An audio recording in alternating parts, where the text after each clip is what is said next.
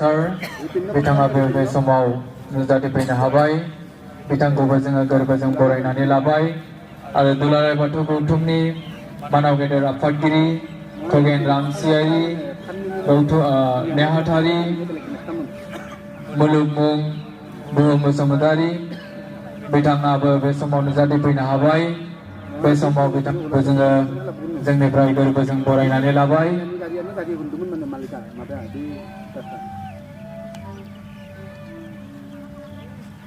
Kasi una lang kurang ini kita lagi tugas nong capai ini.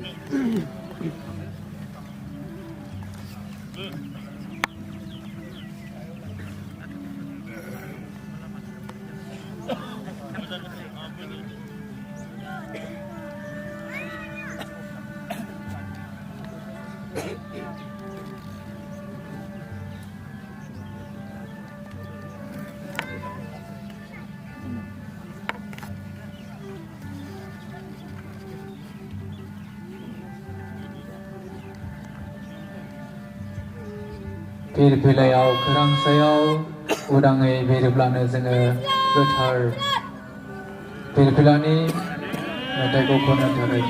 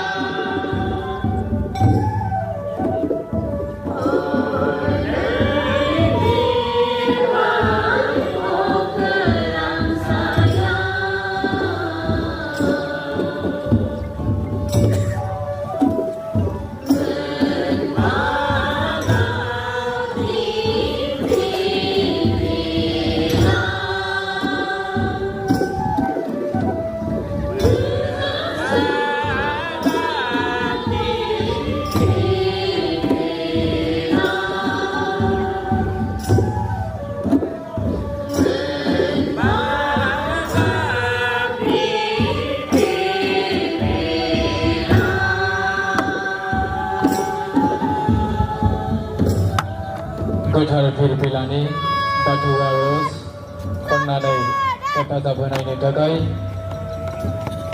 आरो लोगोसे गोथार फिरफिलाखौ बिरहोनायनि थाखाय मानाव गेदेर आफादगिरिनिसिम साबायखर बावनाय थाबाय। लोगोसे बे समाव जोंनि मानाव गेदेर आफादगिरि अदेबानि गोथार फिरफिला बिरहोगिरि रजेन बर' बिथांखौ फंनैसो बिबुंथि लाखिनो थाखाय गुरै खावलायनाय जाबाय। अहम आं ह्रीं क्लीं फट से आं ह्रीं क्लीं फट से आं ह्रीं क्लीं फट से दहाया फाइसिले प्राय बाथौ सिबिनां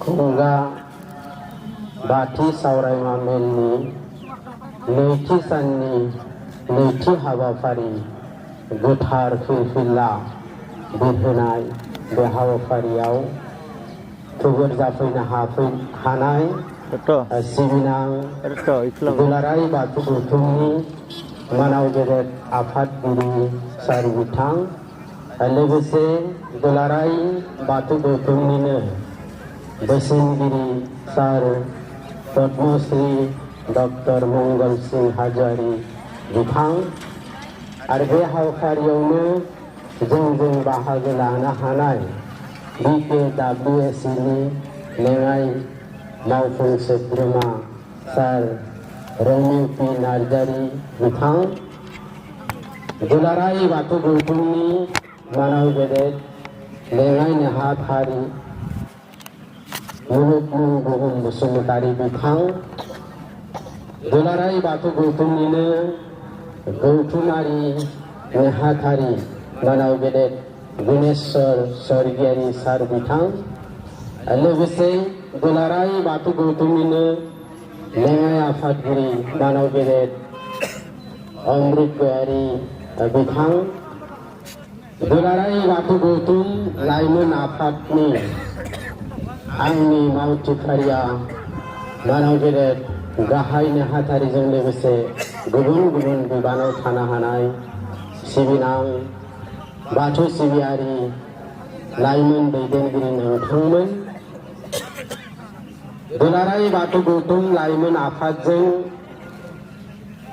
नैबे हाबाफारिखौ गोजोन आब्रुथिजों खुंनानै होनो थाखाय जों खावलायनाय लेखा गलाघाट जिल्लानि सिसुपानि बियाबनि नैबे सांखाथि गोथार जायगायाव साननैनि हाबाफारि लानानै दुलाराय बाथौ गौथुम लाइमोन आफादनि खुंगा बाथि सावरायमा जथुमाखौ आब्रुथियै खुंनानै जाफुंसार होनो हानाय रायदाव आफादनि सिबिनां आफादगिरि नेहाथारि आरो गुबुन गुबुन दालाय आफादनि मावथि हान्जा नोंथांमोन उन्दै उन्दै फंबाय बिनानाव मावसोम हान्जा आरो दिनैनि बे पेरेडनि हाबाफारिखौ मावफुंनो हानाय सिबिनां फंबाय बिनानावमोन दुलाराय बाथौ गौथुमनि सिङाव थानो हानाय गंफ्रोमबो जिल्लानिफ्राय सफैनो हानाय सिबिनां लाइमोन सेंग्रा सिख्ला बाथौ सिबियारि रायजो राजा नोंथांमोन आरो नैबे हाबाफारिखौ मैयानिफ्राय जाफुंसार जाहोनायाव आफा इसोर बोराइ बाथौनि खाथियाव अराय समबो गोहो बोलो बिख'नो हानाय आफा देउरि बिथांमोननिसिमबो आंनि गोरबोनि सिबिनाय आरो खुलुमनाय जासिबाय। हे गेदेमा रायजो राजा नोंथांमोन जोङो दिनै दुलाराय बाथौ गौथुमनि बे गोथार फिरफिलाखौ दिनै नैबे नैथि साननि नैथि हाबाफारि हिसाबै जोङो नैबे गेवलां फोथाराव बिरहोबाय। जोंनि दुलाराय बाथौ गौथुमनि फिरफिला जाय फिरफिलाया मोनबा गाबनि दा बावैसो जोंनि आरज मेथाइनि गेजेरजों बुंलांदों गोहो उदां गोथार अननाय खौसेया। दा बे दुलाराय बाथौ गौथुमनि मोनबा गाबनि बे गोथार फिरफिलाया बे मोनबा ओंथिजों आबुं बुंफबनानै दङ। गोजा गाबनि गेजेरजों गोहोखौ फोरमायदों। सोमखोर थामहिनबा मै गाबबो जों होननानै बुङो। बे सोमखोर गाबनि गेजेरजों उदां बे फैलाव मिथिंगानि अख्रांखौ नायहरोबा जों फैलाव रिउ रिउ रुगुं गैया, बेखायनो उदां बे ओंथिजों बेखौ फोरमायनाय जादों। बेनि उनाव दोङो गुफुर गाब। गुफुरा जाबाय अराय सैथो पबित्रनि नेरसोन।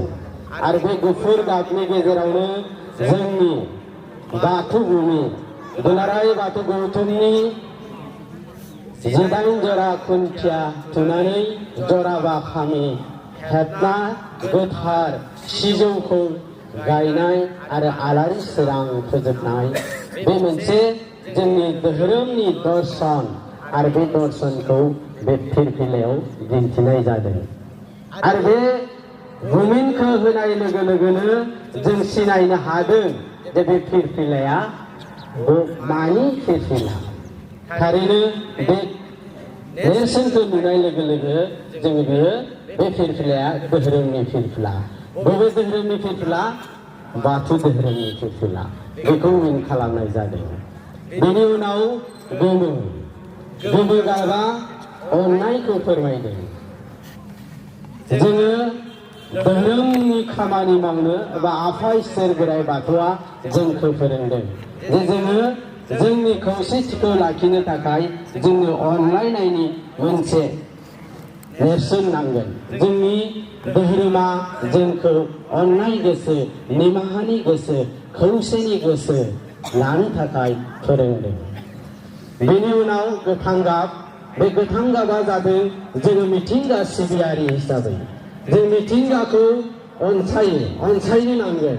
बा मिथिंगाया जोंखौ फोरमायदों बे फैलाव बुहुमाव मिथिंगाखौ जों नायोब्ला बे मिथिंगानि सोमखोर गाबाव बिफां लाइफां दाउमा दाउसा गासैबो खौसेयै जोङो गोरोबनानै थानायखौ जों नुदों। थिग बेबायदिनो जों धोरोमाव थानानै जोंनि बर' माहारिखौ एबा जोंनि बाथौआरिखौ जोङो बे धोरोमनि गेजेरजों बोनथुमनानै खौसेथि लाखिनो थाखाय बे नेरसोनजों जोंनि बे फिरफिलायाव फोरमायदों। सिबिनां रायजो राजा नोंथांमोन दुलाराय बाथौ गौथुमनि बे गोथार फिरफिलानि सिङाव थानानै जों मोनफ्रोमबो धोरोमनि हाबाफारिफोरखौ मावलांनो थाखाय दिनै समाय लानांगोन।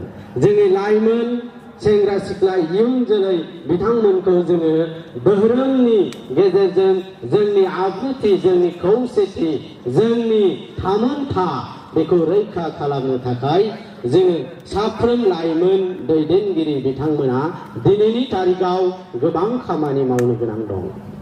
जोंहा सारा आसामाव जोङो बेरायबाय, लाइमोन आफाद हिसाबै बेरायबाय। दिनैसिमबो जोंनि लाइमोन सेंग्रा सिख्ला बिथांमोना बाथौनि गुमुर, बाथौनि थाथौ, बाथौनि सानथौनि प्रति जोंहा श्रद्धा भक्तिया दिनैसिमबो जाजोबाखै। आरो जों दुलाराय बाथौ गौथुम लाइमोन आफाद हिसाबै जों बेखौनो खावलायो, जोङो बोसोराव खेबसे सेमिनार खुंनानै नैबे दुलाराय बाथौ गौथुमनि फिननायाव जोङो मोनसे स्कप मोनदों आरो बे स्कपखौ जों लानो आवगायदों। दिनै बे सेमिनारनि गेजेरजोंनो जोंनि लाइमोन सेंग्रा सिख्ला बिथांमोनखौ धर्मनि प्रति श्रद्धा, इसोरनि प्रति श्रद्धा, बिमा बिफानि प्रति श्रद्धा, गोरों गिदिर सुबुंखौ श्रद्धा खालामनो जोङो फोरोंनो एबा दैदेनलांनो नाजादों। सिबिनां लाइमोन सेंग्रा सिख्ला नोंथांमोन दिनैनि तारिखाव बे बादायलु मुगायाव जों धोरोमखौबो बादायनायनि गेजेरजों थांनो बा लांनो जोङो नाजानांगोन। जोङो जोंनि धोरोमा एथ' गोजाम गुदि धोरोम जों बुंबाय थायो। बे गुदि धोरोमा दिनै मुलुगनि गुबुन गुबुन लिरजानाय धोरोमफोर बादि जोंनिया जारिमिनाव बा जोंनि भारतबर्षआवनो आबुं स्वीकृति दाबो जों मोननो हायाखै। दा बेनि दायनिगिरिया रावबो नङा, रायजो राजा नोंथांमोन। बिथांमोना साननानै नायोब्ला मोनथिगोन बेनि दायनिगिरिया खिन्थु जोंनो। मानोना जों धोरोमखौ प्राधान्य होआखै। जोङो धोरोमखौ प्राधान्य होनायमोनब्ला बे बुहुम सृष्टि जानाय समावनो जोंनि बर' माहारिया जोनोम जादोंमोन होनदों। जोंनि गिदिर गोलाव गोरों गोरा बिथांमोना बुंलांबाय थायो, जोंलायनो बर'फोरा सन अफ द सयल, भूमिपुत्र, बे हानिनो फिसा, बे हानिनो फिसा। बै समावनो जोनोम जादोंमोन बर'फोरा आरो बै समावनो बाथौखौ सिबिदोंमोन। एथ' पुरुना धोरोमा दिनै मानो मुलुगनि जौगा धोरोम बायदि जानो हायाखिसै बा लिरजानो हायाखै? बेनि दायनिगिरि खिन्थु जोंनो। दिनै दुलाराय बाथौ गौथुमा 1992 मायथाइनि 16 मेआव दाजानायनिफ्रायसो जोङो बाथौखौ मोनसे सोद्रोम डिसिप्लिन खालामनो जोङो नाजाबोदों। दुलाराय बाथौ गौथुमखौ 1992 मायथाइनि 16 मे खालि जाय बिथांमोना दादोंमोन, गायसनदोंमोन, बै बिथांमोना सेंग्रा यां जातिनि सेन्टिमेन्ट गोनां सुबुंमोन आरो बिथांमोना बै समाव जोंनि धोरोमखौ जौगानो थाखाय दुलाराय बाथौ गौथुम होननानै मोनसे बै समाव आब्रुमोन अल बाथौ रिलिजियास इउनियन होननानै दादोंमोन। बिथांमोना बे आफादखौ दानानै गाज्रि खालामाखै, गोबां फोसाबदों। नाथाय दुखुनांथाव बाथ्राया बेसो जे जोंनि गेजेराव बाथौ धोरोमा दाबो जोंनि सोनाब पार्टआव दाबो 57ता बाथौ दं। दिनै मानो बेबायदि आलादा आलादा बाथौ जानो मोनखो? बाथौ मोनसेयानो जानांगौ, बेखौ दुलाराय बाथौ गौथुमा बुंगासिनो दं। आरो बाथौखौ जोङो गोदो जेरै सिबिदोंमोन, बेखौ गोदो जेरै सिबिदोंमोन नेम निथिफोरा सब थिगानो दङ। नाथाय जोङो बेखौ सोद्रोम बा बयजोंबो बजबनो हानाय मोनसे साबना हामना महर होनो थाखाय दुलाराय बाथौ गौथुमा फोसाबदों। सिबिनां रायजो राजा नोंथांमोन, जेराव फोसाबनाय दं बेयाव जौगानाय दं। बेखायनो जोङो जोंनि न'खरनि बाथौ बिथा, जोंनि गामिनि थानसालि जोङो साखोन सिखोन लाखिनांगोन। सिबिनां रायजो राजा नोंथांमोन, लाइमोन फंबाय बिनानाव नोंथांमोन, दिनै नोंथांमोना लाइमोन, इयुन जोलैखौ जोंनो फोरोंनांगोन। दिनै लाइमोनफोरा धोरोमनि बिथिङाव धोरोमखौ लाइमोन जिउआव नाङा, धोरोमाव लाइमोनफोरा ओंखारनो नाङा, बेबायदि फिलिंसखौ लाबोनाङा। लाइमोन जिउआवनो जोङो धोरोमनि गियानखौ लानांगोन।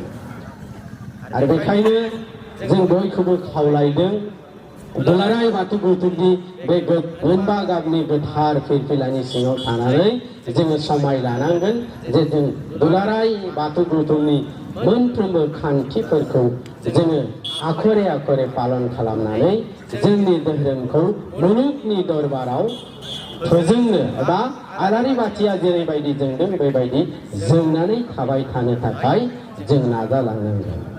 जोबनायाव बयनिसिमबो नैबे फिरफिला बिरहोनाय हाबाफारियाव जोंखौ मदद होनायनि थाखाय बयनिसिमबो दुलाराय बाथौ गौथुम लाइमोन आफादनि जानानै साबायखर बावनानै आंनि बिबुंथिखौ एसेयावनो फोजोबबाय। गोजोन्थों। आं मोननै स्ल'गान